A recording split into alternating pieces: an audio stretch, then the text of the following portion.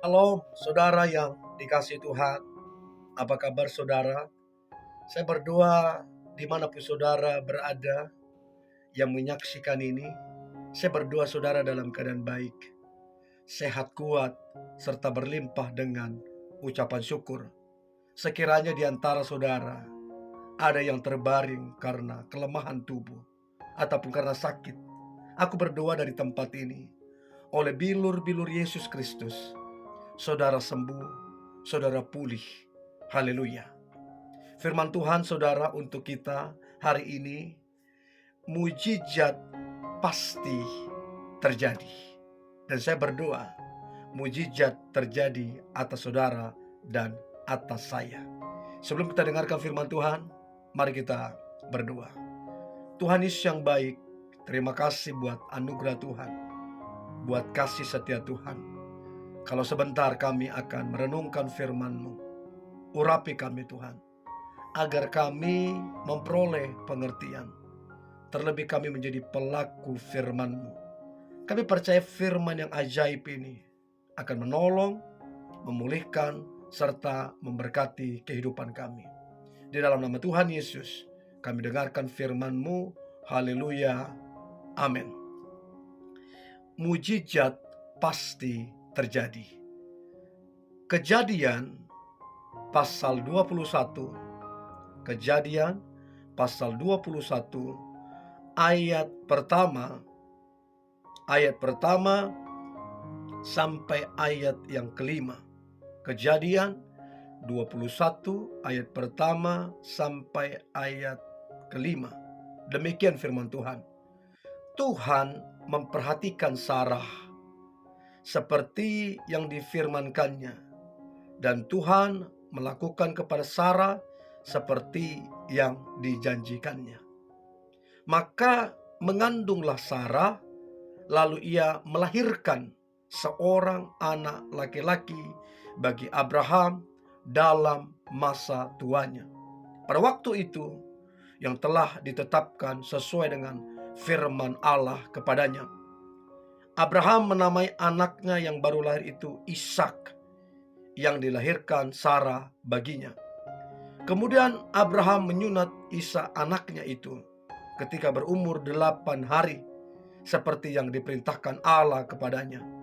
Adapun Abraham berumur 100 tahun ketika Ishak anaknya lahir baginya.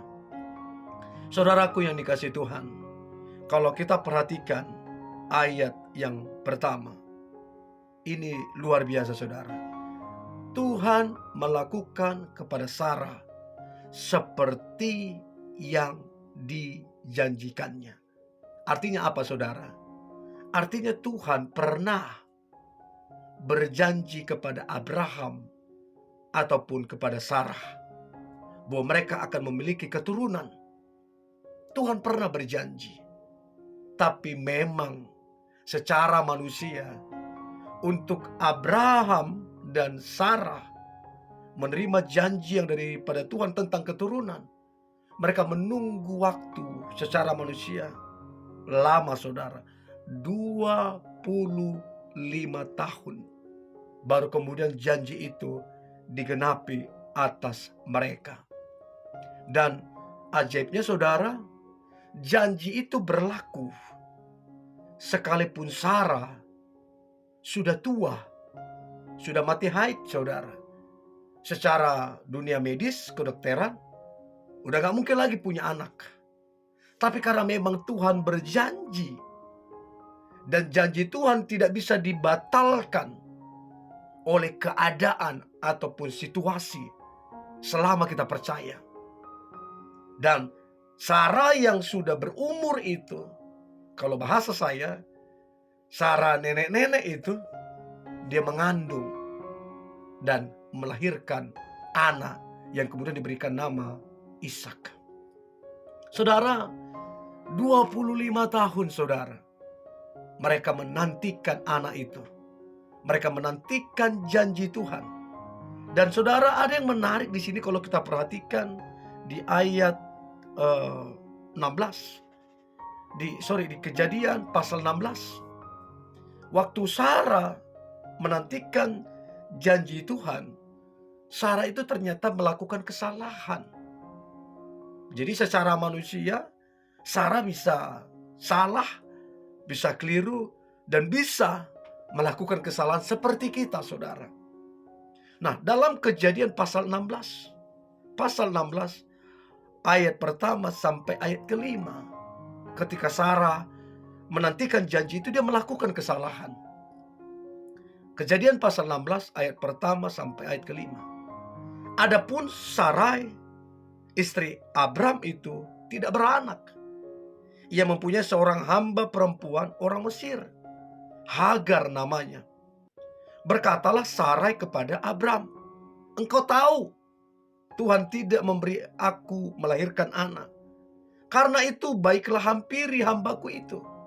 Mungkin oleh dialah aku dapat memperoleh seorang anak." Dan Abram mendengarkan perkataan Sarai. Jadi Sarai istri Abram itu mengambil Hagar hambanya orang Mesir itu, yakni ketika Abram telah 10 tahun tinggal di tanah Kanaan, lalu memberikannya kepada Abram, suaminya, untuk menjadi istrinya. Abram menghampiri Hagar, lalu mengandunglah perempuan itu. Ketika Hagar tahu bahwa ia mengandung, maka ia memandang rendah akan nyonyanya itu. Lalu berkatalah Sarai kepada Abram, "Penghinaan yang kuderita ini adalah tanggung jawabmu. Akulah yang memberikan hambaku ke pangkuanmu." Tetapi baru saja ia tahu bahwa ia mengandung, ia memandang rendah akan aku.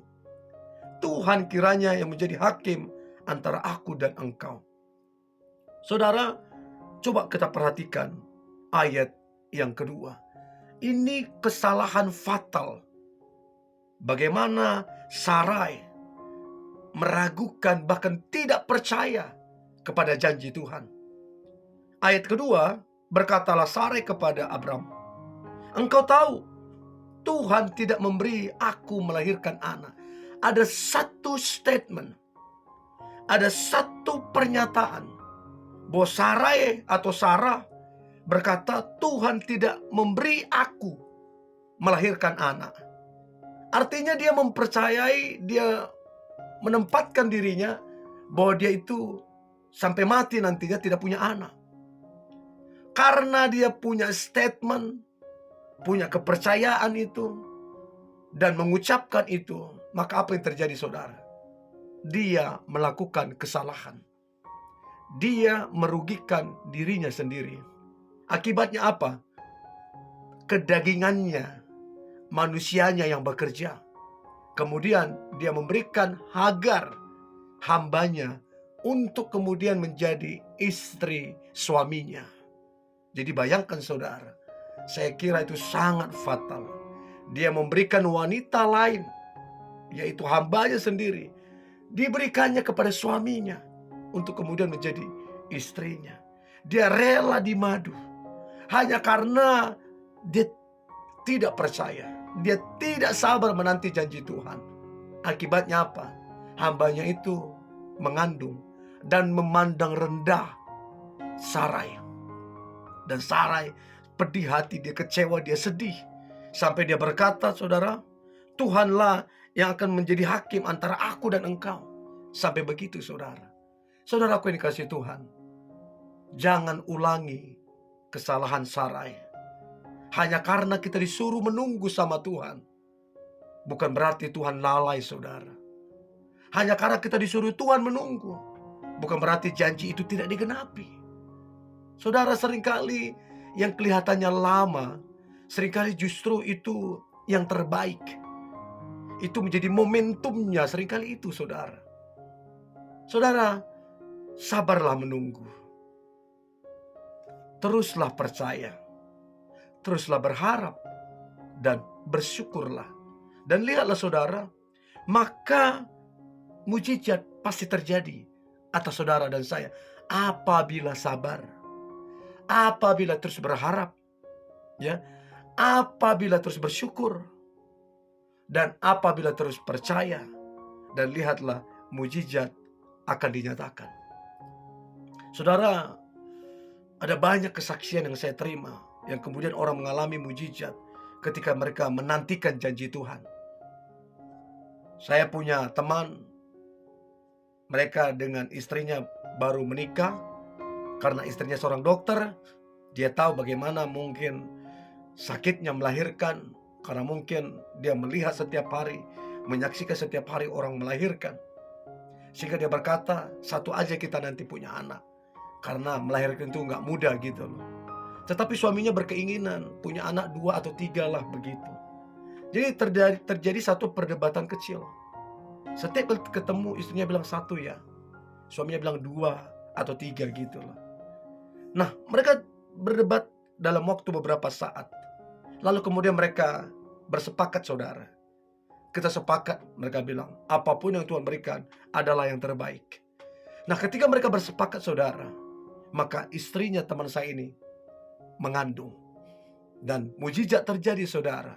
Waktu dia mengandung, ternyata, saudara, 3 anak kembar ada di dalam kandungannya. Artinya sekali dia melahirkan, langsung 3, saudara. Sekarang anak-anaknya itu sehat semuanya. Pertumbuhannya bagus semuanya, saudara.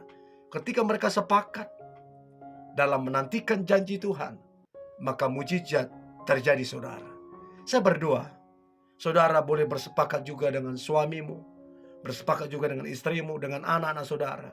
Maka kuasa kesepakatan akan terjadi, akan dinyatakan atas saudara dan atas kita semua. Ya, dan saya percaya, saudara, sepanjang hari ini mujizat Tuhan akan dinyatakan. Sepanjang tahun ini akan ada banyak mujizat yang akan kita alami. Haleluya. Mari kita berdoa.